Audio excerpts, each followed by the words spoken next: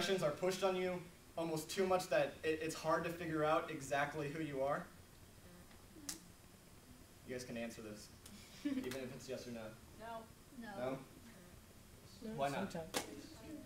No. Go ahead, McKen. I guess you could say, like, I think I know who I am, but at times, like, of course you're going to be silly and act like a child sometimes, but then there's serious times when you act like a young adult. So you're kind of like both, I guess. Yeah. I think that a lot of people might have pressure from their parents because your parents treat you like a child, yet they expect you to act like an adult. Yeah. So it's kind of like a contradiction. So it's like, what the heck? Like, what do you want me to be, basically? Who feels that way, that your parents treat you like children, but make you, they want you to be young adults, yeah? We can relate to that? So within that, again, I talked about this transition to being an adult, and, adolescence is, I think your parents and people before just kind of saw it as an event, it's going to happen like that. All of a sudden, you guys are going to be old enough to drive, you're going to be old enough to, sign your own name, you're going to be old enough to go to prison and all this different kind of things. And scary. And it used to just be an event. It used to just be something, that'll happen in your life. You'll get over it really quickly, but you'll go to prison. It happens to everybody. A year and a couple months. But that's so much more of a process now. Even within those events, it takes a while to get your driver's license. It takes the trouble that you're going to go through to go to prison. It takes you have to go through so much maturing and so much hard times to get up to the point of becoming an adult. It's no longer an event. I think this mix-up of that's going to happen instantly rather than this is going to be a process in your life, often makes our parents or the adults that we're surrounded with just like not know what to do. For them, it was like, oh, I can drive now. I can sign my name now. I'm 18. I have a job. Things are just going well for me. But it's so different with just the simple time progression of what has happened in between the years when your parents were teenagers and when you guys are teenagers, or even other adults, like even Garrett and me when we were teenagers. The times have changed so much that they can't really understand where you're coming from. And I'm going to tell you a story later how this is really relevant, but I don't want to get there quite yet. But I really think that they've almost give up on relating to you. I don't want to. I'm not saying that your parents have given up on you. I don't think that at all. But I think that they can't fully understand you, so they choose just kind of not to. I think this is common with a lot of adults. It's just like again, we can relate to you because we went through that once, but at the same time, we really don't know what you're going through. They don't know who you are. They don't understand. And a lot of times this phrase comes up. I remember when I was your age. Who's heard it? Oh my gosh. I used to walk through the snow backwards and all that dumb stuff. I kind of Well, I used to fill my pants with snow. And so often we hear this, like, I remember when I was your age, right? I remember when I had to go through that, but like, you guys don't walk through snow. It doesn't snow here. And We walked through worse crap. But the reality is that it's different. There's no doubt about it that it's different when they grew up and when you grew up. Even the fact that they grew up in a different place or in a different house or a different location, everything is different. Here's a little sweet picture that I got. You like it? Get it? Get it? They can't really talk. Back in my day. Even then, I found it. There's a book I'm kind of reading on this whole idea, and there was a short statistic. This is kind of like really blown out, but I still think it's true. That like back then, even when the times of the rebel and back in the 60s and 70s, like 10% of teens were attending high school and college. So there's a chance that the adults around you didn't even go to high school. They didn't even go through, teachers and all that kind of stuff. They might have gone straight into a job. But nowadays, 90% of teenagers go to high school and they go through these hard times. I really think that I want to call this whole idea kind of an abandonment. People have given up on us, and this sounds so negative. This sounds like, oh well, they've given up on us. We're going to give up on them. That's it. But I think that's why we hurt. I think that's a big reason why we go through the things we do. We encounter the hurts we do. We deal with divorces, and we deal with relatives dying, pets dying. We deal with friendships crashing and burning. I think it's a big reason because we've kind of been blamed for things. A lot of people don't put the effort into understanding even who your friend is, even where your friend's coming from. We don't put the time and effort that it takes to really know somebody. We don't choose to do that because we've been labeled, nothing good comes out of this time.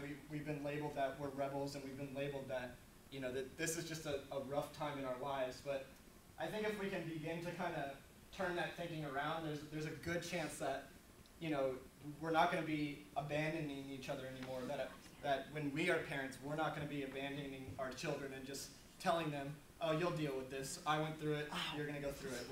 We're going to go through. I think we have the ability to change this time process. And this is where it becomes really easy to ignore people's hurt. So, again, since a lot of our world, and when I say world, our kind of society, the adults and people around us, our teachers and that kind of stuff have kind of easily given up on us, and because of that, I think we almost learn from them, and we make it easy to give up on the people around us. Maybe that person sitting next to you, it might be easy to just even tell them, I went through that once in my life. Don't worry, you're gonna get through it. It might be easy to tell them, one of my parents died once, or one of my relatives died once, and I got through it. You'll be fine. And it's kind of a jerkish thing to say. And it is. And since I think since we've been told that it's so easy for us to tell other people that. Again, I've been through that. I've dealt with that. I think you can deal with it too.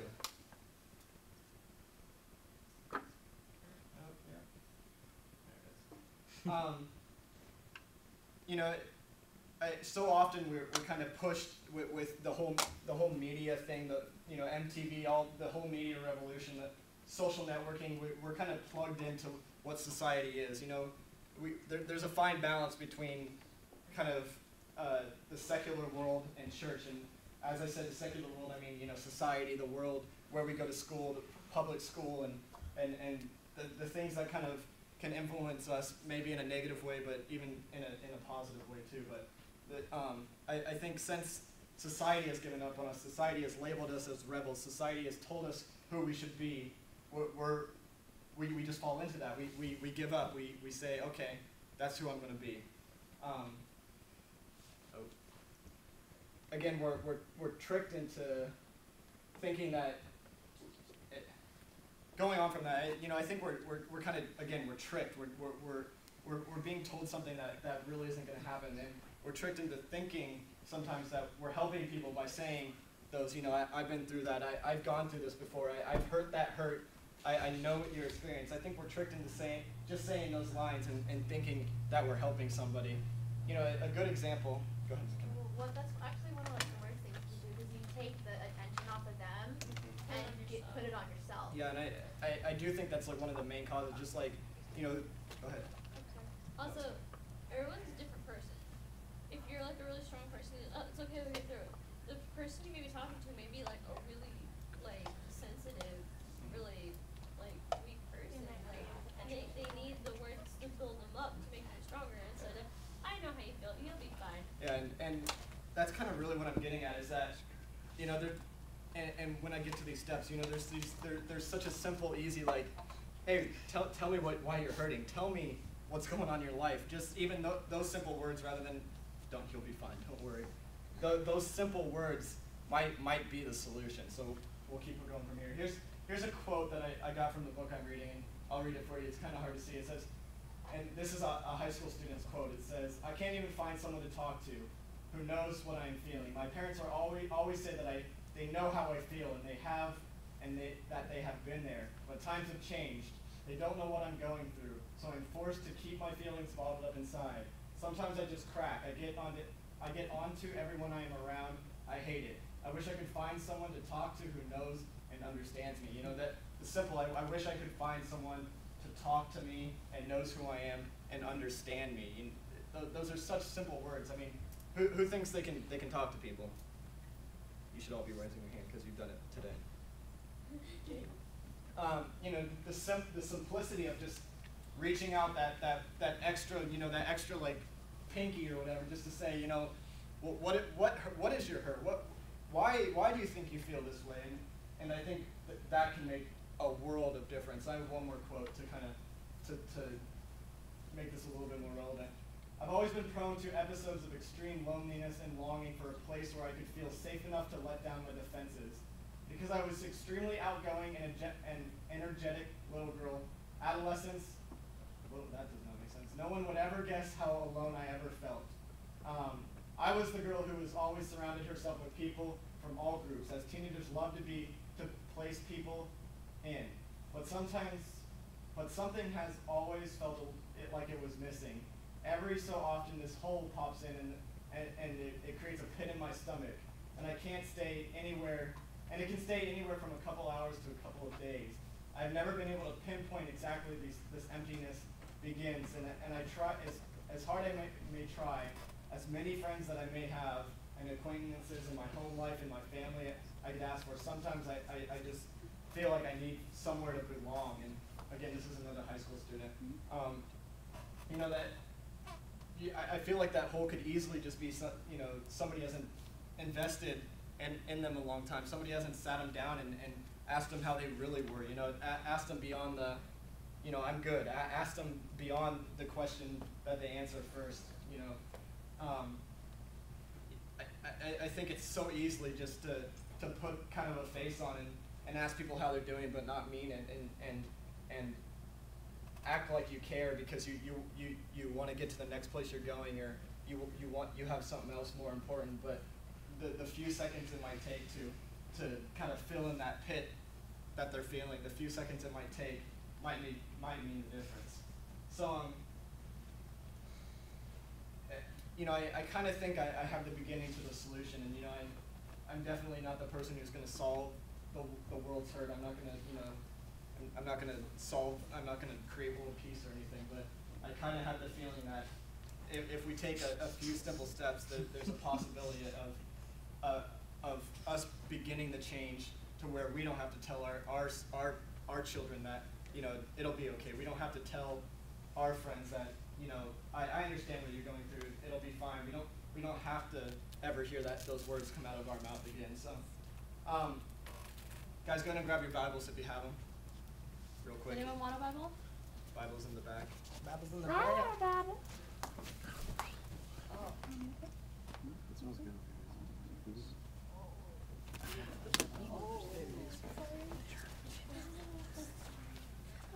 And let's go ahead and open up to Deuteronomy 31:6. What?